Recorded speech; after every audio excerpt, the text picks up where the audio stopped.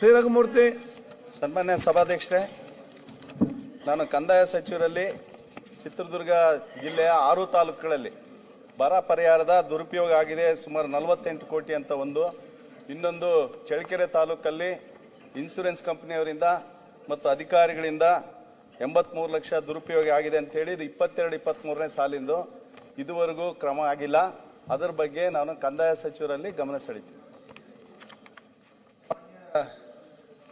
ಅಧ್ಯಕ್ಷರೇ, ಈಗಾಗಲೇ ಮಾನ್ಯ ರಘುಮೂರ್ತಿಯವರ ಒಂದು ದೂರಿದ ಆಧಾರದ ಮೇಲೆ ಈ ಪ್ರಧಾನ ಮಂತ್ರಿ ಫಸಲ್ ಬಿಮಾ ಯೋಜನೆ ಮಾರ್ಗಸೂಚಿಯನ್ನು ಉಲ್ಲಂಘಿಸಿದಂಥ ಯೂನಿವರ್ಸಲ್ ಸ್ಯಾಂಪೋ ಜನರಲ್ ಇನ್ಶೂರೆನ್ಸ್ ವಿಮಾ ಸಂಸ್ಥೆಯ ಮೇಲೆ ನಾವು 21-12-2023ರಂದು ಚಳ್ಳಕೆರೆ ತಾಲೂಕಿನ ತಳಕು ಉಪವಿಭಾಗ ಪರಶುರಾಂಪುರ ಅರಕ್ಷರ ಠಾಣೆಯಲ್ಲಿ ನಾವು FIR ಅನ್ನು ನಾವು ಮಾಡಿಸಿದ್ದೇವೆ. ಅದಾದಮೇಲೆ 22-1-2024ರಲ್ಲಿ ಈ ಸಂಸ್ಥೆ ಏನಿದೆ ವಿಮಾ ಕಂಪನಿ USGIC ಅವರು ಹೋಗಿ ಸ್ಟೇಯನ್ನು ತಂದಿದ್ದಾರೆ. ಅದು ಮಾನ್ಯ ಶಾಸಕರ ಗಮನಕ್ಕೆ ಕೂಡ ಇದೆ. ಮತ್ತೆ 11-6-2026ರಲ್ಲೂ ಈ ಸ್ಟೇಯನ್ನು ವೆಕೇಟ್ ಮಾಡಲಿಕ್ಕೆ ಈಗಾಗಲೇ ನಾವು ಪಿಟಿಷನನ್ನು ಕೂಡ ನಾವು ಮಾಡಿದ್ದೇವೆ ಅಧ್ಯಕ್ಷರೇ. ಮತ್ತು ಮೊನ್ನೆ ಕೂಡ ಮಾನ್ಯ ಶಾಸಕರದ ಒತ್ತಡದ ಮೇರೆಗೆ ಇದನ್ನ ತುರ್ತಾಗಿ ಮಾಡಬೇಕು ಅಂದ್ಬಿಟ್ಟು AG ಅವ್ರ ಜೊತೆನೂ ಸಮಾಲೋಚನೆಯಲ್ಲಿ ನಡೆಸಿಬಿಟ್ಟು ಪ್ಯಾರಾವೈಸ್ ರಿಮಾರ್ಕ್ಸ್ ಅನ್ನು ಈಗಾಗಲೇ ಕೋರ್ಟಿಗೆ ನಾವು ಸಲ್ಲಿಸಿದ್ದೇವೆ ಅಧ್ಯಕ್ಷರೇ. ಈ ಸದರಿ ಪ್ರಕರಣ ಈ ವಿಚಾರ ಹಂತದಲ್ಲಿದೆ. ಇದನ್ನ ಎಕ್ಸ್ಪೆಡೈಟ್ ನಾವು ಲೀಗಲ್ ಡಿಪಾರ್ಟ್ಮೆಂಟ್ ಅವ್ರ ಜೊತೆ ಮಾತನಾಡ್ಕೊಂಡು ಮಾಡಿಸ್ತೀವಿ ಅಧ್ಯಕ್ಷರೇ. ಓಕೆ, ಇದು ಒಂದು ವಿಷಯ. ನೀವು ಲಾಸ್ಟಿಗೆ ಬಂದ್ರೆ ಸರ್, ಎರಡನೇ ವಿಷಯಕ್ಕೆ ಇದು ಇನ್ಸೂರೆನ್ಸ್ ಅವರು ಇದೆಲ್ಲ ಮಾಡ್ಬಿಡೋದು ಸ್ಟೇ ತಗೊಳೋದಾದ್ರೆ ಇದು ಯಾವ ರೀತಿಯಾಗಿ ಅಂತ ಅದಕ್ಕೋಸ್ಕರ ಇದು 22-23ನೇ ಸಾಲಿಂದು ಇದ್ರ ಬಗ್ಗೆ ಬಹಳಷ್ಟು ಗಂಭೀರವಾಗಿ ತಗೊಂಡು ಇದನ್ನ ಸಾಲ್ವ್ ಮಾಡಬೇಕು.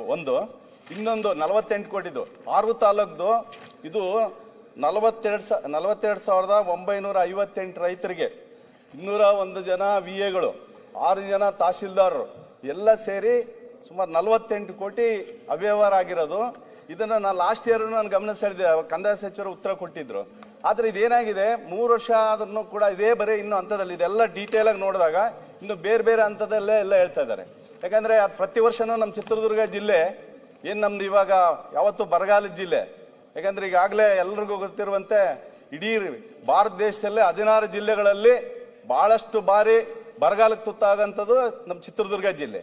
ಪ್ರತಿ ವರ್ಷನೂ ಈ ಪ್ರೋಸೆಸ್ ನಡೆದಿದೆ.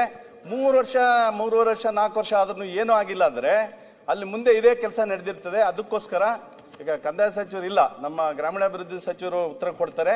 ನಾನು ಆದ್ರೆ ನಿಮ್ಮ ಮುಖಾಂತರ ನನ್ನ ಸರ್ಕಾರಕ್ಕೆ ಕಂದಾಯ ಸಚಿವರಿಗೆ ತಿಳಿಸೋದು ಇಷ್ಟೇನೆ, ಇವ್ರ ಮೇಲೆ ಏನೋ ಆಕ್ಷನ್ ಆಗಿಲ್ಲ ಅಂದ್ರೆ ಇದು ಮುಂದೆ ಕಂಟಿನ್ಯೂ ಆಗ್ತಾನೆ ಹೋಗ್ತಾ ಇರ್ತದೆ ಸಭಾಧ್ಯಕ್ಷರೇ. ಅದಕ್ಕೋಸ್ಕರ ಇದನ್ನು ಗಂಭೀರವಾಗಿ ತಗೊಂಡು ಕಾಲಮಿತಿಯೊಳಗೆ ಇದು ಅವ್ರಿಗೆ ಯಾರು ತಪ್ಪಿತಸ್ಥರಿದ್ದಾರೆ, ಅಧಿಕಾರಿಗಳಿರ್ಬೋದು, ಬೇರೆ ಯಾರೆಲ್ಲ ಇದ್ದಾರೆ ಅಲ್ಲಿ ರೈತರು ಅಲ್ದಿದ್ದಂಥವ್ರು, ಅರ್ಹರಿಲ್ದಂಥ ಫಲಾನುಭವಿಗಳು, ಯಾಕಂದ್ರೆ ಅವ್ರಿಗೆಲ್ಲ ನಾವು ನ್ಯಾಯ ಕೊಡಬೇಕು. ಯಾರು ಅರ್ಹರಿದ್ದಾರೆ ಅವ್ರ ದುಡ್ಡು ಬೇರೆಯವ್ರಿಗೆಲ್ಲ ಆಗಿದೆ. ಅದಕ್ಕೋಸ್ಕರ ಇದನ್ನು ಗಂಭೀರವಾಗಿ ತಗೊಂಡು ಬೇಗ ಕಾಲಮಿತಿಯೊಳಗೆ ಮಾಡ್ಕೊಡ್ಬೇಕಂತೇಳಿ ಈ ಸಂದರ್ಭದಲ್ಲಿ ಕೇಳಿ. ಮಾನ್ಯ ಅಧ್ಯಕ್ಷರೇ, ಖಂಡಿತವಾಗೂ ಇದನ್ನ ಅವರ ಏನು ಭಾವನೆ ಇದೆ ಅದನ್ನ ಹಿಂದೆ ಕೂಡ ವ್ಯಕ್ತಪಡಿಸಿದ್ದಾರೆ. ಒಂದು ಅರ್ಧ ಗಂಟೆ ಕೂಡ ಅವರು ಇದು ಚರ್ಚೆ ಮಾಡಿದಾಗ ನಾನು ಕೂಡ ಸದನದಲ್ಲಿ ಇದ್ದೆ. ಸೊ ಇದು ಬಹಳ ಗಂಭೀರವಾಗಿ ಸರ್ಕಾರ ಪರಿಗಣಿಸ್ತಾ ಇದೆ.